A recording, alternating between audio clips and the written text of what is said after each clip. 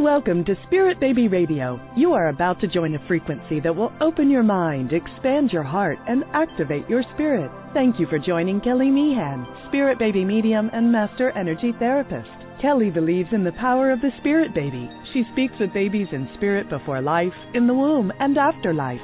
She supports, teaches, and guides others to tune into the intuitive and mystical parts of life for greater wisdom. Join her in meeting your soul baby and build your connection and relationship with deep love and trust. Welcome to Spirit Baby Radio with your host, Spirit Baby Medium, Kelly. Welcome to episode 134, March 18th, 2022. Emotional chemistry with your estrogen and progesterone, a path inward to heal. What does estrogen and progesterone have to do with emotions? How can emotional health impact fertility? What happens when major issues are impossible to balance? Are you available to create and heal from an emotional space towards parenthood? Always wonderful to connect as we are moving here, springing ahead in, I want to say sunny California. You probably hear that on TV, but it actually is pretty sunny here all the time. And it is a beautiful, again, springing ahead time as March is. And I'm going to speak about a really valuable healing topic as I have in the past weeks.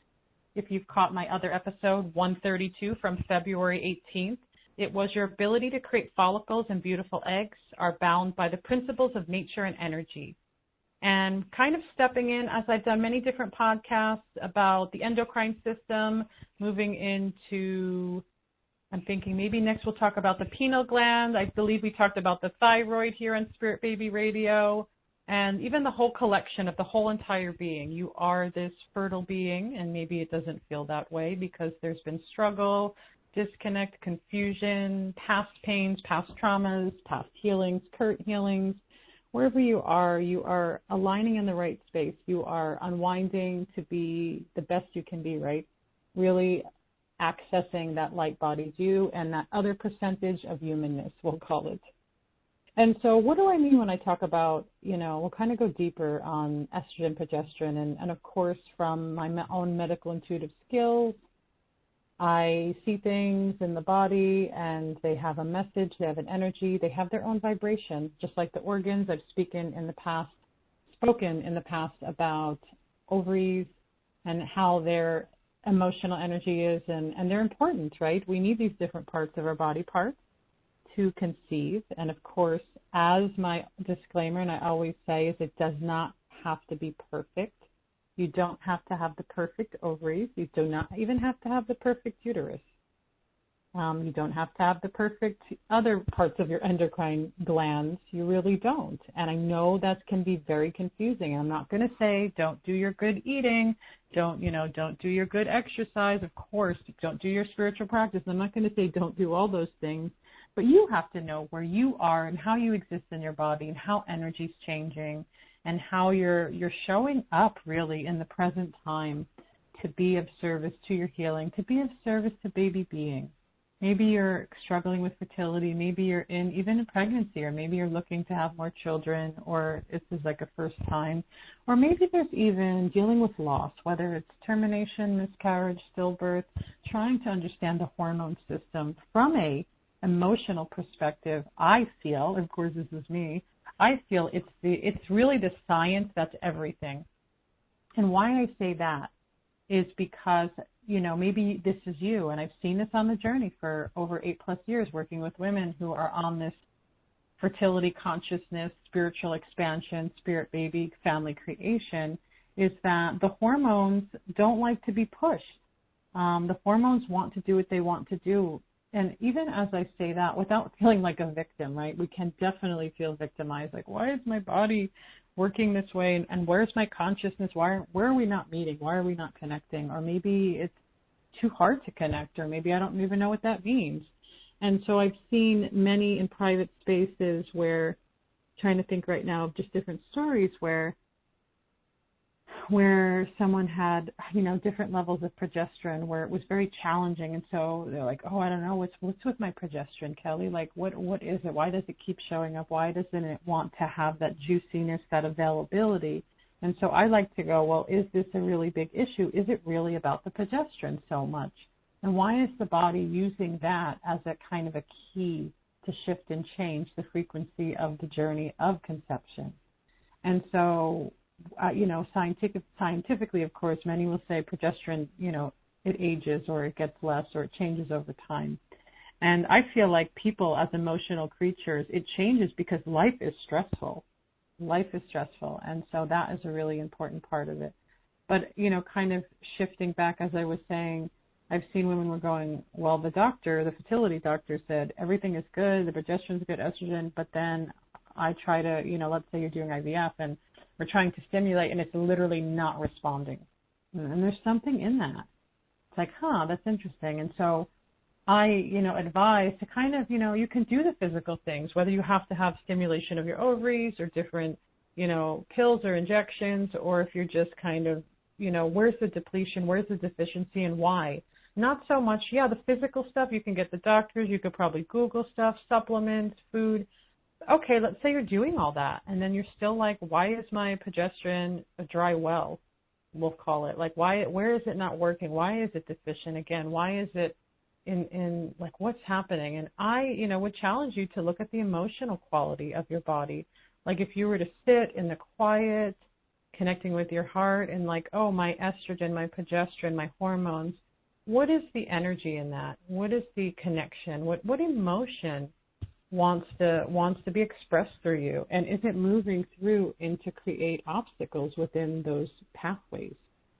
And so, again, I use progesterone as my example because I've seen this with different women where there's I call it an emotional undertone that is so active, whether it's rage or sadness or grief. It's like, ooh, there's like a pulsating energy. And so then the body's physical chemistry cannot be in harmony. It just can't. It's like we are in this emotional crisis, and it can even be like ongoing emotional crisis. And that somehow some people, we become natural with it. Oh, I'm in emotional crisis. I'm just going to live like that. It's kind of like the chronic pain. Well, there's emotional crisis in there, but I don't know how to fix it. I don't know how to heal it. And yet, it is. It's like coming out, it's healing, it's reworking, and you're doing those different things, right, to move into that.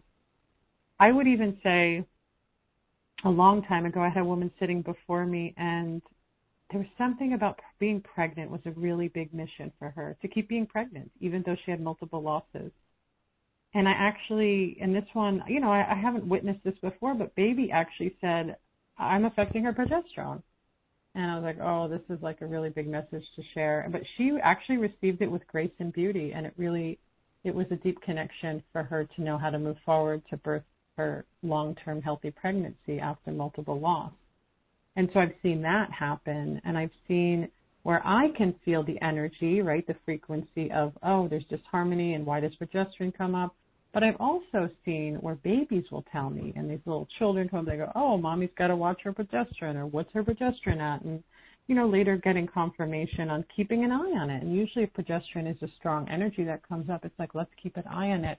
And some people know, they already know that it could be a space, or they're a little curious, they're not really sure. And so I kind of got into a deeper kind of connection to the progesterone, and we're going to talk about estrogen, but kind of to reverse a little bit, I wanted to talk about what are estrogen and progesterone, right? And some would say that these are the two most important hormones for women, and it can be really confusing. They're often called the hormone powerhouses, right? And, they want balance, good health. However, it can be helpful to look at them individually as well. And so I have a definition here I got from a website. And what are estrogen and progesterone? And here's my quote.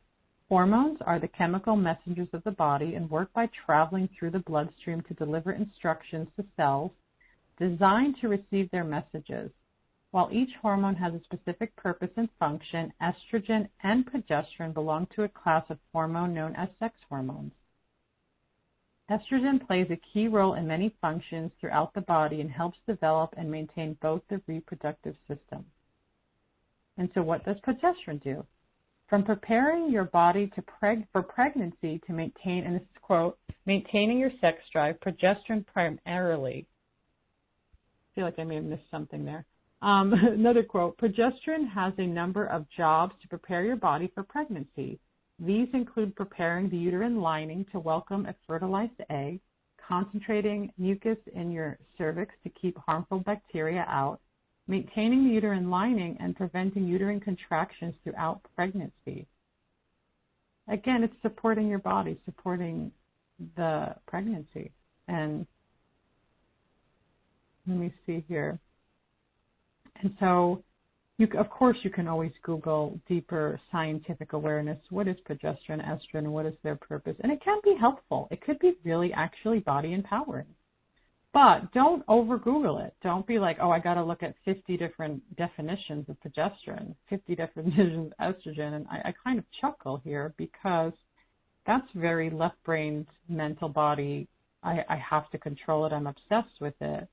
Just get a nice, clean definition to go, oh, and then here's the beauty and the embodiment piece is then, where is it in your body? You can use scientific measures to test those things, which, we have to receive scientific information as not 100% factual.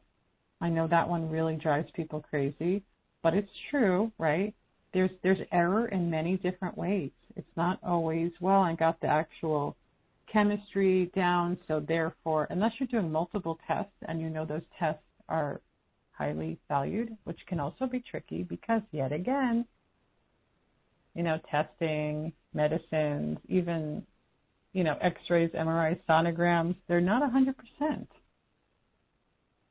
And I say that with a pause because this is like a really strong area that our world has really put way too much energy into. It's kind of like a little bit of a peek into things that may be very curious about and how amazing and helpful that is. But it's also not 100%. Something to be aware and open with. And yet again, hormones, right, can be, just like human life in conception, that spark can be very mysterious to science. Sometimes not really knowing what to do. And I don't know, like the doctor could say, I don't know why your progesterone, we keep injecting it, we keep trying to force it and push it. Or I don't know why your estrogen is so off, we keep trying to push it and force it. And here's where I would go into going, because the body does not want to be forced and pushed, right? I've seen women, that happen with many women throughout the years who were really trying to push follicles to grow. Where are those follicles? Let's keep them, and then they disappeared and they wouldn't want to come back until they de-stressed and let the body relax. And that could take time. That could be pretty instant, but most people it's not instant because they've already locked into the signal that it's going to be hard, that my body doesn't know how to produce, right? And when I say signal, again, it's like plugging in to a different state of awareness and a connection with that reality. Again, plugging our bodies into fertile energy and that connection. It's not a logical process. It's really an internal knowing that it's moving into that space, we'll say. We'll try to say it from that perspective of words. And so the big thing that comes up, even as I talk about follicles and estrogen, because estrogen works within the ovaries, right? And estrogen begins when we're born. I mean, we have estrogen, I don't know to what degrees, and then, of course, through puberty, spikes of all the estrogen, testosterone. There's other stuff in there, too. And so, having then on top of that is maybe you're not knowing, or maybe your lineage, your past connection to that. So you're moving into womanhood, but what does the past look like? What is the energy of how you were raised? And even before that, I know it's so hard, and I've done that a lot. I love to blame my foundational birth traumas, like I really do. I have to laugh because it's true. But I also feel like when you're going through healing, and the realization is that sometimes there's things before you were born, like who you've come into be is really powerful. And that's the piece that is literally encoded inside you. There's information there. And as I always say, you were once a spirit baby being. And even stepping from that place of healing on your fertility journey will literally bring you a whole beautiful story of what your next kind of connection is with who you are in the very present time. And so many people have ancestral trauma. I'd say not one person doesn't. Maybe there is. Maybe it's very rare. But it doesn't mean you have to be subjected to it or you're like, oh, I'm just bound by it. It's like you're here in this earth body and time because you're wanting that to be different. Just as your children, too, will come into these timelines to heal whatever those energies are. And that's just, a part of it, right? That's just a part of life. And yet, again, the chemistry, the emotional chemistry creates that physiological chemistry. And so when there's lineage stuff, which I've seen with people through sessions, there is ancestral things. And I could, a lot of times, if it wants to come up in the sessions, I will see a timeline, even a period, maybe family members. I could see maybe what side it's on. And even what is the emotional, I always feel like I want to know what is the emotional struggle and what is this person doing right now in this timeline that continues to change it? Because that's what it's about. And I would say like 99% of people that come into my space, they're already doing it because I could see it in their energy present lines. And so you may think that, oh, well, my uterus is so imperfect. It's like, a rotten piece of fruit that doesn't ever want to work, which is totally probably misinterpreted and completely wrong. That when you have really strong energy lines, those energy lines need to change before the physicality can really come into creation with the rest of you. And I don't make the rules. This is literally the philosophy, the awareness of energy, because all people are energy beings at our most microcosmic form, really from an atom level. We are energy. And so, that's just the reality of it. And yet we work so hard on the physicality to push. It's like I always do feel like we work outside in sometimes, which then can feel very discouraging to work from feeling like, but again, it's very cultural. This is what we're taught. We work from the outside in. And so now you get to see in these past 2 years that you're working from the inside out, looking at the inner world, not just using visualizations or memory stuff or, it's like a really full body sense connection and awareness because that's who you are. That's how that works. And so where you are on your reproductive sacred awareness is your own, right? And knowing that how, energy healing, energy awareness will come in different ways to then bring you to that balance. And it can be really, and again, I feel like many have to be really conscientious that it can be, I don't want to use the word dangerous, but it can be obsessive. Like if I can just get those right ovaries, if I can just get that right uterus, if I can just get, the moon, stars aligned, the right proper wind, it's very controlling. It's very obsessing. It's really what you're saying is that it's all about your physical body and nothing else exists. And there is a shallowness to it. I'm not going to lie.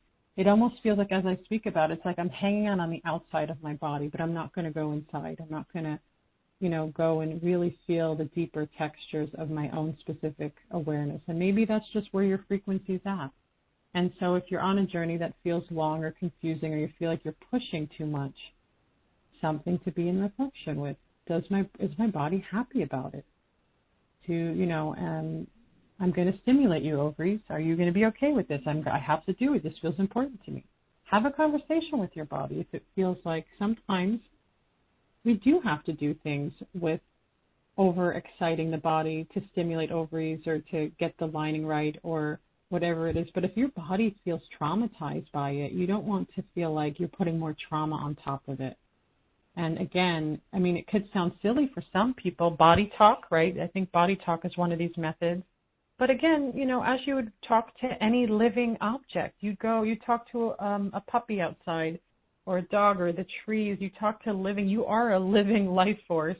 So talking to your body of organs that seem to have their own connections to how you deal with emotionality in the world. And so coming into the uterus and talking about the strength of the uterus, the uterus is very durable. I've said that. It takes a beating and it expands and does a lot of stuff. It holds fibroids and tumors and cysts and cancers. That's like really intense, right? Low frequency energies to really not to punish or say that you're too negative or fearful, but really just to like bring in the bright level of light that just amplifies through, because sometimes when these things become disharmonied, we then get to sink down deep and really facilitate a pure space of love with those parts of ourselves, right? And also remembering, as I said earlier, sometimes you have to do intervention, whether it's surgeries, whether it's pills, or whether it's injections, that then your body, your nervous system is like, we're in danger, we're in survival, this is trauma.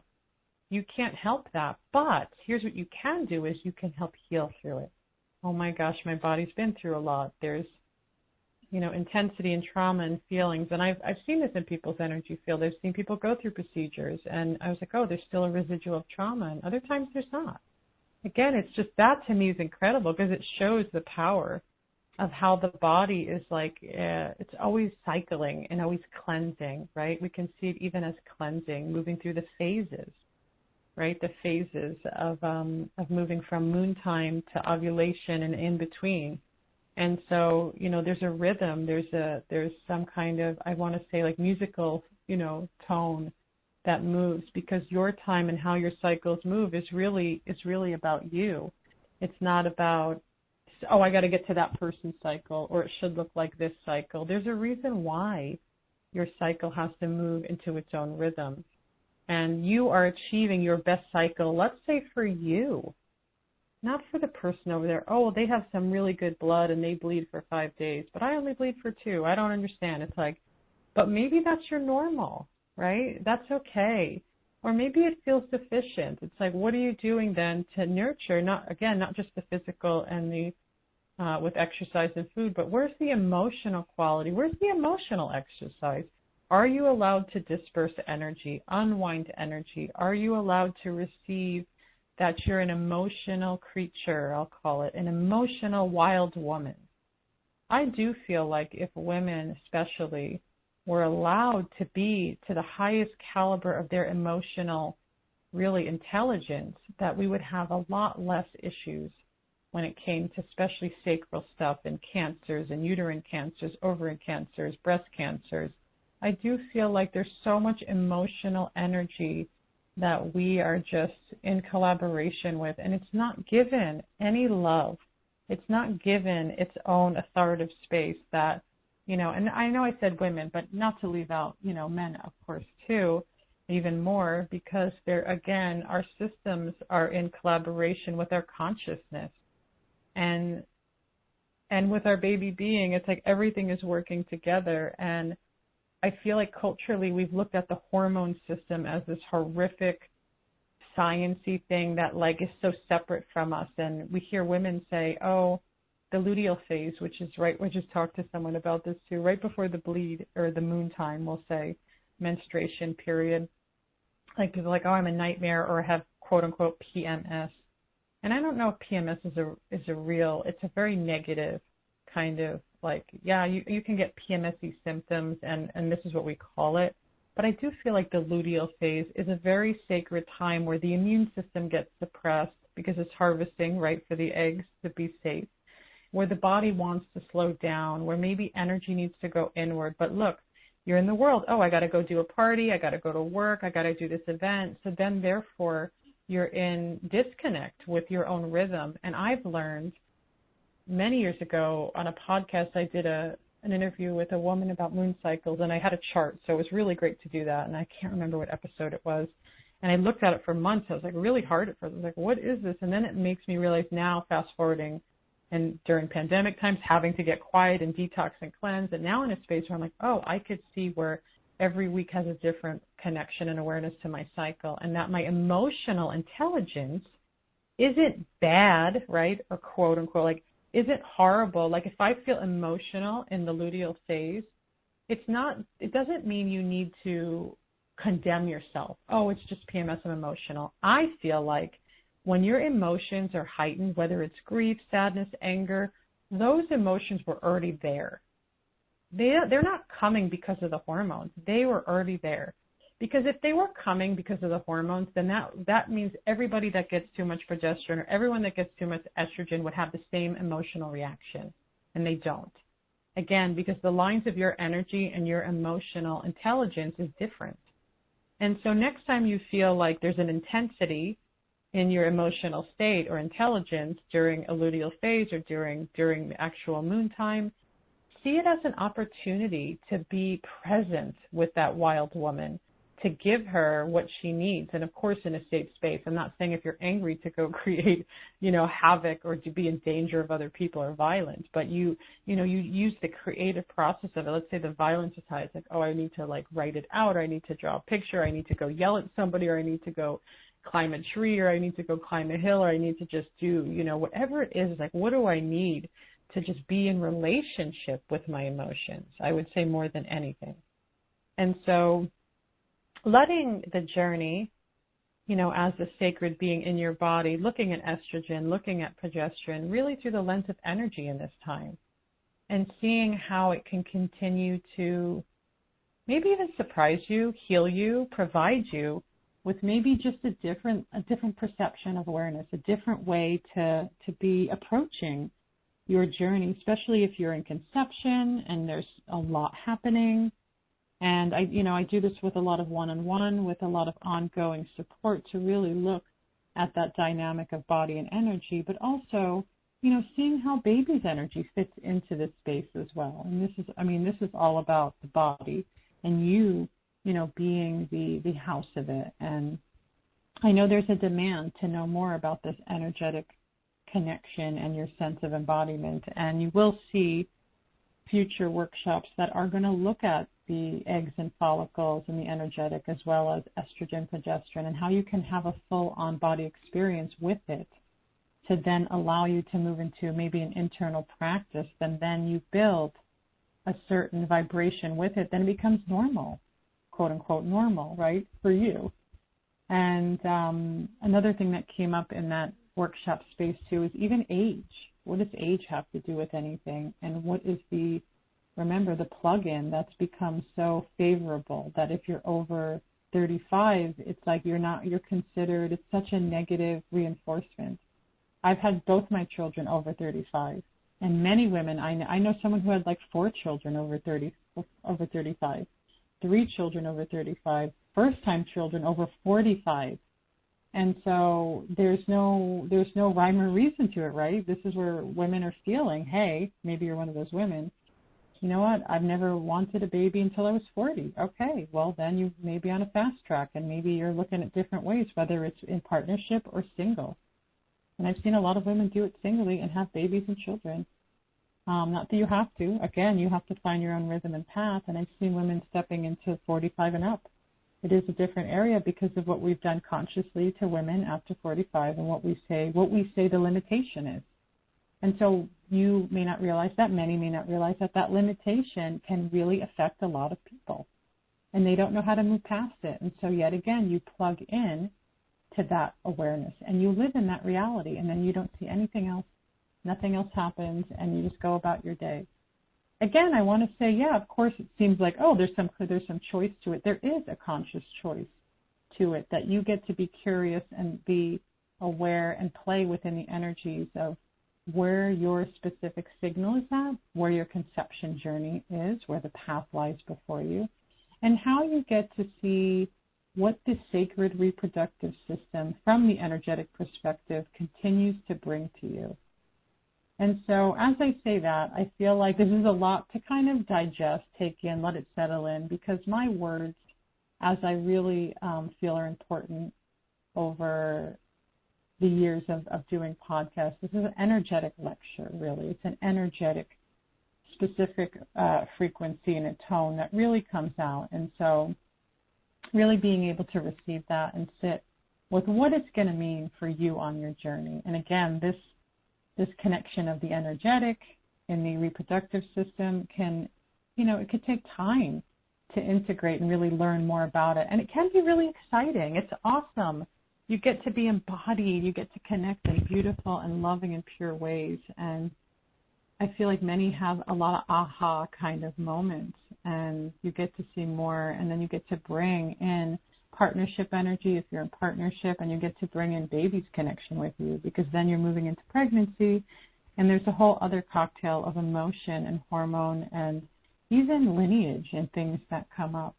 And so no matter where you are at, of course, I send you good grace of your sacred reproductive awareness and many blessings with your spirit baby communication journeys. So thank you for joining episode 134, Emotional Chemistry with your estrogen and progesterone, a path inward to heal. And of course, always, if you like, please leave reviews and subscribe on any of the places that my podcast is. Also, remember, I have a journal. It's called Sacred Communication, a Spirit Baby journal. It has prompts, beautiful artistry made just for the vibration of Spirit Baby, as well as Spirit Baby oracle cards, answers from the spirit of your child. And that can be used in pregnancy, conception, pregnancy, and birth loss. And of course, I offer private sessions, programs, and VIP, and please stay tuned. This is Spirit Baby Radio. Thank you for joining Kelly in the energy of awareness, love, healing, and soul communication. Please join the next episode at www.soulbabycommunication.com.